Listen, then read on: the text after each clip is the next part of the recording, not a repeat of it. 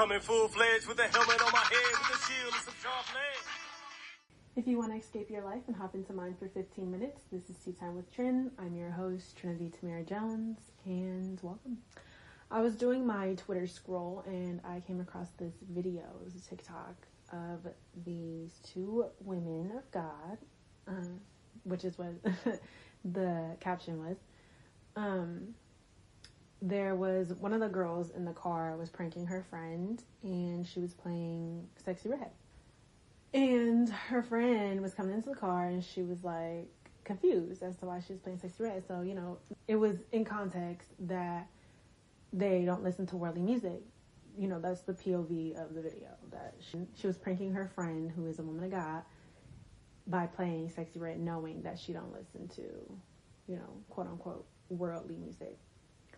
So, you know, I clicked the video. It was cute. I personally thought it was just funny. Like, I didn't, you know, put too much thought into it. I just, you know, some people prefer to not listen to vulgar music, and, you know, I understand. And her reasoning was, you know, biblical, and it was God-based. Now, you know, that's her own choice and prerogative if she doesn't want to listen to that type of music, and she's confused as to why her friend's playing it, because that's not music that they listen to.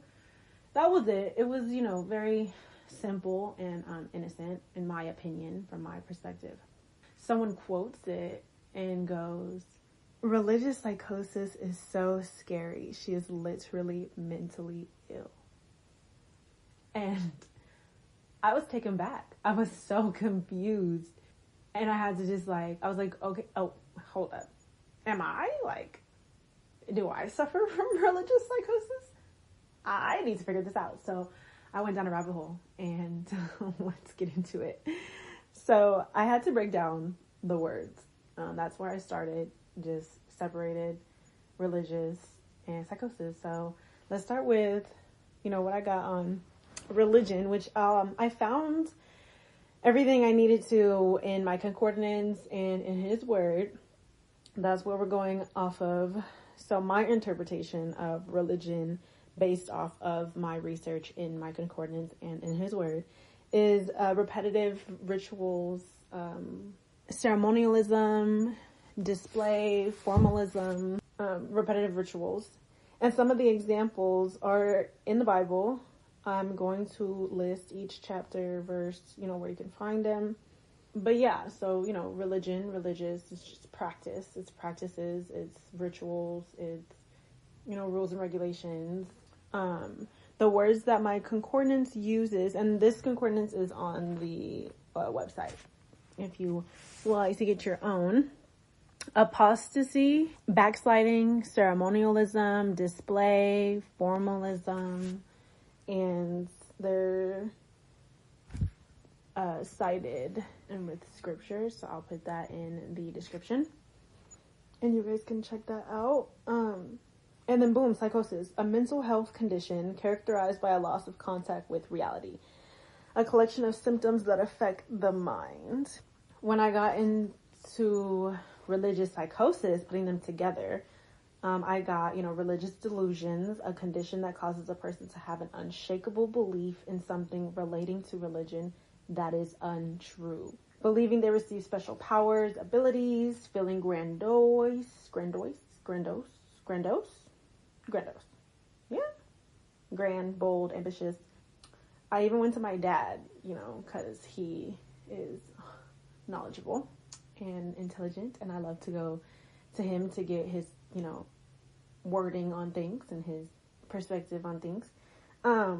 His definition, or just his, you know, input: zealot, overly religious beyond that of their religion, doctrine, and precepts. And his example that he gave me, which I love, was Jim Jones. If you don't know who Jim Jones is, he's an American cult leader who promised his followers a utopia in the jungles of South America after proclaiming himself Messiah of the People's Temple, which is a San Francisco evangelist group. And he committed mass suicide, 900 dead. And this happened on November 18th, which is insane. His name is Jim Jones, which is insane. But yeah, I was like taken back by that one. I knew of Jim Jones, but I didn't know specifics. But yeah, if you know anything about the Jonestown Massacre, or you want to know about it, just look into that. This is just an example of religious psychosis. Another example would be more modern and relatable, I guess, is Kanye West also suffers from religious psychosis. He, hasn't, to me, I mean, from my perspective of seeing his videos, he hasn't proclaimed himself to be Jesus Christ, but he kind of touches that. I wouldn't say he's like full blown, Jim Jones, but he definitely plays with the fence, and yeah, he pushes it. There's another example, and hopefully I think of it before we end this episode, but signs are paranoia, performing excessive religious rituals, unshakable belief in false information, extreme guilt, feeling of being punished, extreme emotional responses to religious topics. Now, after doing some research, and this is light work, I went back to that tweet and I'm just confused. And I'm hoping now that they were like just being dramatic, but reading the comments of that post, it seemed very like serious. Like they were so serious. She's mentally ill because she doesn't want to listen to Sexy Red. And she was making comments like, where's your value? Where's your value like in yourself by, listening to music like that? She's saying like you agree with it. That's something that you relate to. It doesn't abide by God's principles. It's not God-fearing music. It's not God-loving music. I get where she was coming from. And I also get the viewpoint of like, it's not that deep, meaning nowhere in the Bible does it say you can't listen to Sexy Red.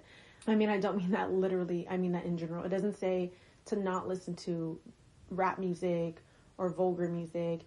It does tell you to be mindful of what you think about only pure and righteous and loving things. And it does tell you to be mindful, to be aware of what you consume. But it doesn't say to not. And I feel like that's a huge, we live in such a black and white world to people and in people's minds, but in reality it's gray. And it's like alcoholism. It's like doing drugs. That's it if you want. And we'll talk about that in another episode. But in a sense of not putting anything above God and knowing what you believe in, what you stand for, who you represent, and how you walk in life. So me listening to Raw Wave is super chill, super calm music, and it's not vulgar, I would say, but there's not really God-fearing and God-loving lyrics. I mean, occasionally, yeah, you can find some, but I'm saying as a whole, like, that's not worship music. And I'm not being condemned or convicted from listening to it. I listen to it. I don't go out there and do the things that he talks about, and I'm sure there's, everyone can, or there's many people who can agree with that they don't live in their music, meaning like they don't literally live it. Like, you can like something and not make it your world, and not make it your life, and not make it everything. So as long as it's not that deep, like to you, then it's not that deep. Just be mindful of what you consume and how much of it, I feel like. And that's the bottom line. And that's with anything for real. But I personally, in my opinion, don't think that she's even touching religious psychosis. She just has a personal preference to not listen to worldly music and to only listen to worship music. And I respect that. I don't think that we need to call people mentally ill just because they're a difference of opinion or preferences. It is what it is. They were calling her judgmental. She was making like judgmental faces, and like that's another tricky area. I had to look into the word judgment too and figure it out, because I feel like it gets used loosely. And to me, I always felt like a judgment was a conclusion, based off of your opinion, but you're concluding something. So, if somebody makes an observation, that's an observation. That's not a judgment. So if she's like, oh, you're listening to this music, you're listening to this music. Like, I get it, but again, a gray area. Someone can like feel some type of way and not conclude anything about you. It's just feeling some type of way about a specific thing that happened. Who knows? But yeah, digging into religious psychosis, I read an article that was talking about the relationship between Christianity and schizophrenia. And I learned that, the appearance and the first appearances of schizophrenia came after the birth of Christianity, which is like interesting. I do know of some stories with people with schizophrenia that have, episodes that are spiritual and religious based. And yeah, I found this topic, super informative, especially in regards to Tea Time with Trin and just like, this community learning Christ and learning God and just learning, his children. They are his children too, people who suffer from schizophrenia, and they deserve love and kindness and gentleness and grace and respect, and to be, cared about enough to look into and to research and to give them the time of day, like not brush them off as crazy and just, show forth some love. Modern psychological terms: a person's spiritual journey / practices deep meditation, fasting, trigger a breakdown in their usual mental processes. This is another definition, by the way, just a modern psychological. Found it extremely interesting. And I will put everything cited in the description so that y'all can, do what you want to do with that information. But I think we just need to be more mindful with the things that we say. And I have a love-hate relationship with freedom of speech. Like, yeah, you're capable. You can say it. It's just like that verse that I can't think of right now, but I'll put in the description. I can't think of it verbatim, but the message is you're capable of doing anything, and everything is, permissible, but it's not beneficial. So like, you're capable of speaking on things and you're capable of having an opinion, but understand that your words have power. And, some of the things that you can say to a person is not beneficial to them or you. It's hurting both parties. It's just a waste of time and breath and space. And like, I don't know, it's so unnecessary. I'm having a hard time navigating in this world, but I also fall short in, those areas. Sometimes I can speak on things that aren't necessary to talk about. Just shh, it's okay. Like, be quiet. Slow to speak is serious. Stand on that. I'm trying. I'm working on it. That's like my best friend right now. Slow to speak, quick to listen, slow to speak. Like, shh. Be quiet. It's okay. Some stuff is just not needed. So listen to whatever music you want, but don't feel condemned. Don't feel like God is mad at you because you're listening to T Grizzly or, I don't know, whoever y'all listen to. I personally listen to everybody and everything, and I have like, a wide range of music, and I would listen to worship music, and I just, I don't live and breathe the music that I listen to, like Lotto and Meg and Glow. Like, it's fun songs, it's good, like, hype songs, but as long as it's not like something that I'm putting before God and putting before, being a good, decent human being and a child of God, it's not harming anyone, I'm not harming anyone, then we're good.